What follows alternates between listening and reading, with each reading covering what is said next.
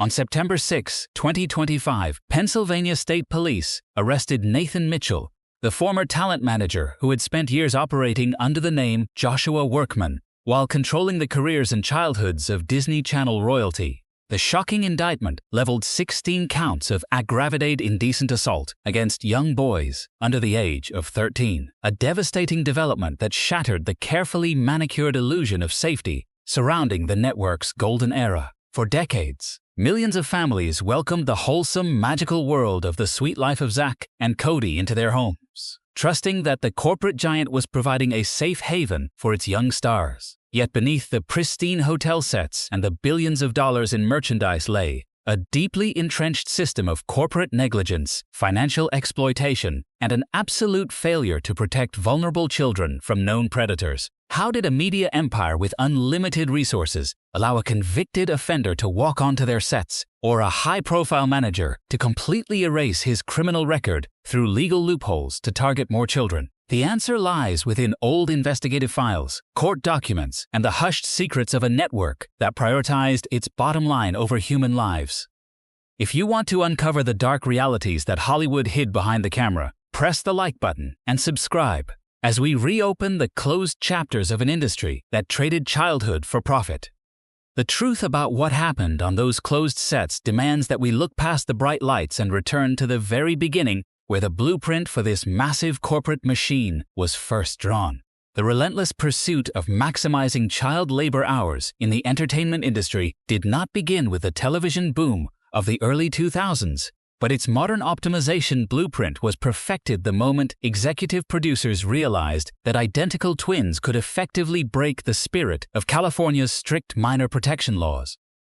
Under the provisions governed by the state's labor code, child actors under the age of 2 are legally restricted to a meager 20 minutes of actual work per day, a regulatory hurdle that threatens to derail any fast-paced, multi-camera television production aiming to capture lightning in a bottle on a tight corporate schedule. By engineering a casting system that specifically hunted for identical twins, major studios unlocked a loophole that allowed them to seamlessly swap one infant for another the moment a child grew fussy or crossed their legal time limit, effectively doubling their shooting window to 40 minutes while draining the maximum amount of utility from a single character's presence on screen. For Dylan and Cole Sprouse, this corporate optimization strategy became the defining framework of their lives before they were even old enough to form conscious memories, having been thrust into the Hollywood casting machine at just 8 months old by a mother facing severe financial strain. From diaper commercials to their shared breakout role in the 1999 feature film Big Daddy, alongside Adam Sandler, the twins were treated by the industry as interchangeable components of a singular, highly profitable commercial asset rather than two distinct developing children. By the time the Walt Disney Company began shifting its multi-billion-dollar programming strategy away from traditional animation and pouring historic levels of funding into live-action teen programming, the Sprouse twins had become the most valuable commodity in the industry. Executives recognized that if individual child stars could generate millions, an identical pair of proven actors could anchor an entire media empire, leading to the greenlighting of a sitcom set within the fictional, ultra-luxury Tipton Hotel. The network was ready to market an aspirational lifestyle of unrestricted privilege to the masses, but behind the bright, primary-colored walls of the soundstage, the corporate infrastructure was already preparing a grueling, operational schedule that would test the physical and psychological limits of its young cast. The rapid expansion of the Disney Channel network during the mid-2000s created an insatiable demand for highly bankable talent, prompting executives to assemble what would become a historic lineup of child performers for the launch of The Sweet Life of Zack and Cody. In the initial stages of production, the creative team envisioned a casting dynamic that looked remarkably different from the show that eventually aired on television screens worldwide. Ashley Tisdale, an experienced teen Broadway performer who had already established a working relationship with the parent company through voice acting roles, was originally positioned to play London Tipton, the empty-headed heiress meant to directly satirize real-life socialite Paris Hilton. Brenda Song, a rising star who had spent years operating within the corporate family through shows like Phil of the Future, was simultaneously cast as Maddie Fitzpatrick, the studious, working-class girl confined to the hotel candy counter. However, after witnessing the chemistry during live table reads, director Rich Carell and the network casting department executed a sudden roles reversal that would fundamentally alter the trajectory of both actresses' careers. Song was reassigned to embody London Tipton, a pivot that challenged the narrow, homogeneous casting boundaries of early 2000s television by allowing an Asian American actress to portray a multi-dimensional, ultra-wealthy character who subverted traditional stereotypes while anchoring the comedic timing of the entire series. The gravity of this opportunity was so immense that Song reportedly walked away from an acceptance letter to Harvard University at just 16 years old, choosing instead to tether her future entirely to the volatile machinery of the children's television apparatus. Tisdale assumed the role of Maddie with seamless precision, showcasing a sharp, grounded versatility that contrasted perfectly with the erratic energy of the Sprouse twins and solidified the show as the crown jewel of the network prime-time programming block. The immediate success of the sitcom transformed the primary cast into instant industry royalty, but the corporate strategy extended far beyond simply maintaining a single hit show. The Tipton hotel sets were intentionally engineered to function as an industrial testing ground, a highly visible incubator where Disney could introduce, evaluate, and launch an entire new generation of adolescent talent into the broader entertainment market. Minor performers were routinely cycled through guest spots and recurring roles, using the massive viewership of the series to gauge audience metrics before granting these young actors their own multi-million-dollar franchises. A young Selena Gomez made early appearances as a guest character named Gwen, long before she was weaponized as the central asset for Wizards of Waverly Place. Vanessa Hudgens calibrated her camera presence on the hotel standing sets before securing the lead role of Gabriela Montez in the cultural phenomenon High School Musical. The network even utilized the series to test mainstream cinematic talent, secretly hiring a young Emma Stone to provide the voice for London Tipton's canine companion, Ivana. From Victoria Justice and Nathan Kress to global musical acts like Jesse McCartney and Chris Brown, the guest roster was a calculated index of future Hollywood power players, all being run through a rigorous corporate ecosystem designed to extract maximum promotional value. The actors believed they were participating in a collaborative creative triumph, but as the ratings soared and the corporate empire expanded into global syndication, a darker operational philosophy was quietly taking hold behind the closed doors of the executive suites. The network was about to enforce a rigid, mathematically driven programming decree that would catch the young cast completely off guard, exposing the cold corporate indifference that governed the lives of even its most celebrated stars. What do you think about the intense pressure these young actors faced while being used as chess pieces for a billion-dollar corporate expansion? Let me know your thoughts in the comments section below as we prepare to peel back the next layer of this glittering illusion. The structural foundation of the 65-episode rule, which had dictatorially governed the lifespans of the network's most successful programming blocks throughout the late 90s and early 2000s, was officially dismantled in 2004 when the unprecedented ratings of That's So Raven forced executives to expand production boundaries.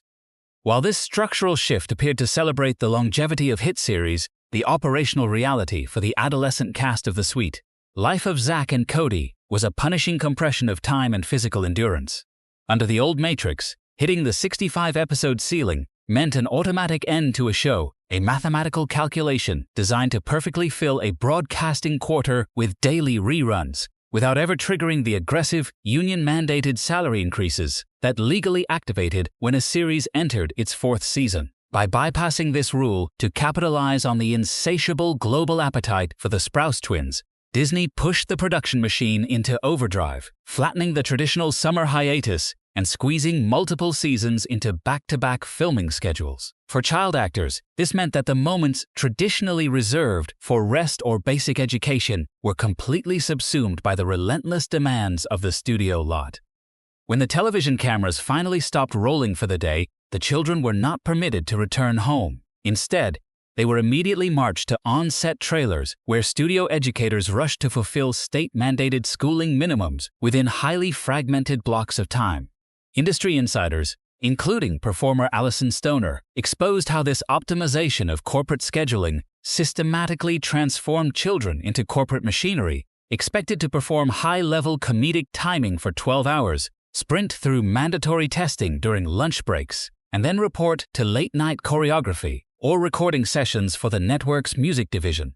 To bypass the remaining legal barriers that restricted the nighttime working hours of minors, talent agencies and even desperate parents frequently pressured these exhausted young stars to seek early legal emancipation. This calculated legal maneuver stripped the children of their minor status in the eyes of the labor board, allowing corporate entities to legally keep them on, set into the early hours of the morning without facing massive union fines. By the time The Sweet Life of Zack and Cody entered its third consecutive year of production, the cracks in this high-pressure ecosystem were becoming impossible to ignore. Dylan's and Cole's real-life progression into late adolescence was rapidly colliding with a corporate branding strategy that required them to remain frozen as mischievous, prepubescent children. The network was desperately trying to sustain an outdated illusion, completely unaware that a massive labor dispute was about to paralyze the entire global entertainment industry and bring their flagship franchise to a sudden,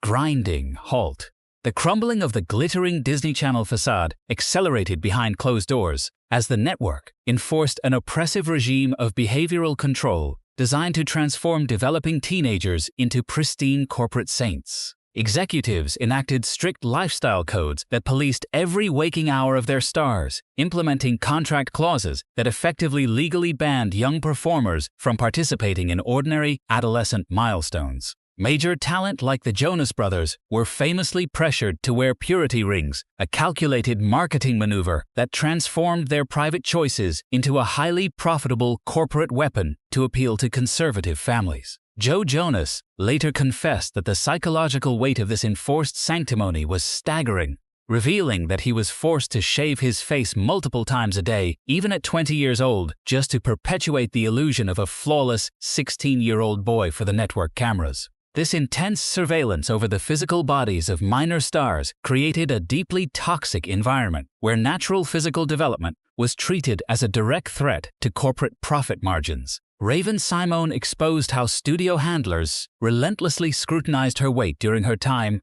anchoring her hit sitcom, screaming at her that she was getting too big while forcing her into restrictive diets. The resulting body image issues were so severe that the young actress underwent multiple invasive surgical procedures, including liposuction and breast reduction, before she even reached the legal age of 18. When these heavily manicured child stars eventually fractured under the unrealistic expectations of the studio lot, the corporate reflex was never protection, but swift isolation and punishment. The moment private photos of a teenage Vanessa Hudgens were leaked onto the internet without her consent, Disney did not treat her as a minor victim of a digital crime. Instead, handlers immediately placed her under a strict corporate lockdown. She was sequestered in executive offices and forced to issue a public apology to protect the financial investments of the franchise, showcasing a systemic pattern where child well-being was routinely sacrificed to shield the brand from controversy. This calculated isolation pushed other elite talent like Demi Lovato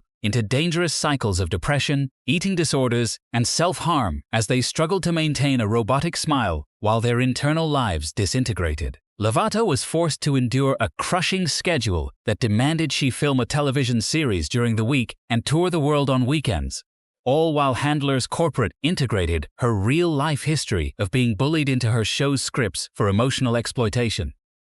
The network constructed a multi-billion-dollar empire on the backs of these fragile teenagers, treating them as disposable parts in a massive machinery that could easily replace them the moment they burned out. But this extreme control over adolescent behavior was only a secondary symptom of a much more dangerous systemic disease festering within the production lots. While executives spent millions monitoring the weight and morality of their young stars, they completely blind-eyed the lethal predators operating within their own employment networks, setting the stage for a catastrophic safety failure that would permanently alter the lives of their top talent.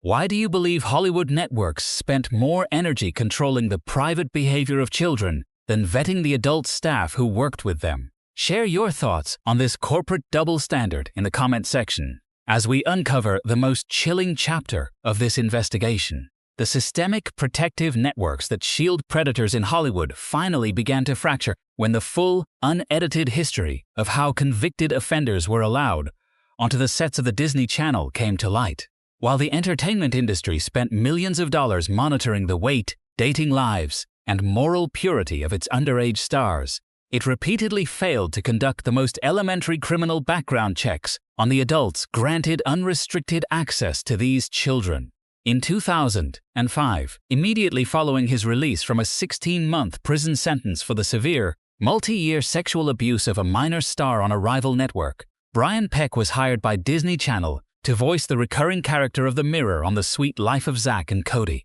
The corporate mechanism that enabled this catastrophic safety failure was an insular network of industry power players who actively worked to minimize Peck's crimes. More than 40 high-profile Hollywood directors, producers, and actors, including the primary director of The Sweet Life, Rich Carell, had written formal character references to the court defending Peck's character. This insular culture of protection ensured that even after a felony conviction for crimes against a child, an offender could seamlessly transition back into primetime children's television without a single corporate entity raising an alarm. This was not an isolated lapse in corporate oversight, but rather a structural pattern within the Walt Disney Company's production history. A decade prior, the studio aggressively backed and distributed the 1995 feature film Powder, which was written and directed by Victor Salva. Salva had been convicted in 1988 on 5 felony counts for the sexual abuse of a 12-year-old actor during the production of his previous film. When the victim, Nathan Winters, courageously stepped forward to publicly protest Disney's employment of his abuser, the corporate hierarchy issued a calculated defense. Executives from Caravan Pictures publicly stated that Salva had paid his debt to society, while Disney's own chief executive officer, Michael Eisner, went on record to minimize the crime, dismissively characterizing it as a one-time inappropriate encounter between a grown man and a consenting minor. This corporate philosophy created a highly permissive environment on production lots, paving the way for talent managers like Joshua Workman to operate with absolute impunity. Workman, who managed the careers of Dylan and Cole Sprouse during their peak Disney years, pled no contest in 2008 to Kwai Chair Vitang Nian and providing alcohol to a minor. Yet, the legal framework of Hollywood allowed Workman to exploit administrative loopholes to erase his digital footprint. By securing a court-ordered expungement and legally changing his name to Nathan Mitchell, he wiped his record clean from standard public view, migrated to Pennsylvania, and successfully cleared FBI background screenings to embed himself as a youth sports medic. His calculated reinvention allowed him to operate undetected for over a decade until his devastating arrest in September of 2025 for 16 counts of aggravated, indecent assault against 3 boys under the age of 13. In response to the initial wave of these public scandals, California lawmakers had passed Assembly Bill 1660, mandating that all independent talent managers, acting coaches, and publicists pass FBI background checks to obtain a child performer services permit. However, an extensive investigative audit conducted by Deadline revealed that the law was completely toothless in execution. Years after its implementation, only 292 industry professionals across the entire state held valid permits, with publicists representing top stars on hit Disney shows like Stuck in the Middle and Raven's Home failing to comply entirely. Furthermore, the law contained a fatal loophole. It specifically exempts fellow actors and standard production crew members from the mandatory background check registry. This administrative failure left the burden of self-defense entirely on the shoulders of the teenage stars themselves, forcing them to navigate a highly toxic workplace where adult predators were systematically shielded by corporate indifference. As the generation of child stars grew older, they began to realize that the network which claimed to be their family was merely a predatory apparatus designed to exploit their labor while ignoring their physical safety, sparking an unprecedented backstage rebellion that would permanently fracture their relationship with the Disney empire. The rapid disintegration of the corporate family apparatus culminated in 2011 during a historic, highly volatile showdown inside the network executive suites, marking the moment Dylan and Cole Sprouse permanently shattered their relationship with the multi-billion-dollar Disney empire. Having dedicated over half of their lives to the grueling schedules of the franchise, The 19-year-old twins refused to allow the corporation to discard the cast and crew members who had functioned as their real-life family for 6 consecutive years. The brothers presented a meticulously crafted script for a final spin-off season designed to provide long-term employment for their production team, while earning themselves well-deserved executive producer credits. In a glaring display of corporate arrogance, network executives openly mocked the twins' creative autonomy, rejected the proposal, and pushed them out the door, only to call them back 2 weeks later to pitch the exact same concept under strict corporate terms that stripped the brothers of all financial and producer rights, recognizing the blatant intellectual property theft. Dylan and Cole turned to each other, laughed directly in the faces of the executives, and walked away from the network forever, launching a quiet revolution that redefined what it meant for a child star to possess true artistic integrity. Dylan later took to his personal digital platforms to unleash a scathing manifesto against the industry, declaring that the rigid, predatory structures of Hollywood are nothing more than a calculated scheme to rob young artists of their individuality and capitalize on the gain acquired from such treachery. By choosing higher education at New York University over the toxic cycle of endless typecasting, the Sprouse twins proved that true success requires stepping outside the glittering illusion to regain an objective sense of self-worth. The legacy of early 2000s children's television remains permanently stained by these corporate betrayals, serving as a cautionary reminder that the magic sold to millions of families worldwide is frequently paid for with the stolen childhoods and systemic exploitation of the vulnerable young stars behind the camera. As the entertainment landscape rapidly shifts into an entirely unregulated digital frontier of social media family vlogging, we must urgently confront a critical question. Are we truly protecting the next generation of underage performers, or are we simply allowing history to repeat itself in a more insidious, hyper-monetized space? To understand how these dark industry patterns continue to impact the lives of your favorite stars long after the cameras stop rolling, click on our deep dive investigation into the hidden operational realities of Hollywood's elite talent agencies appearing on your screen right now.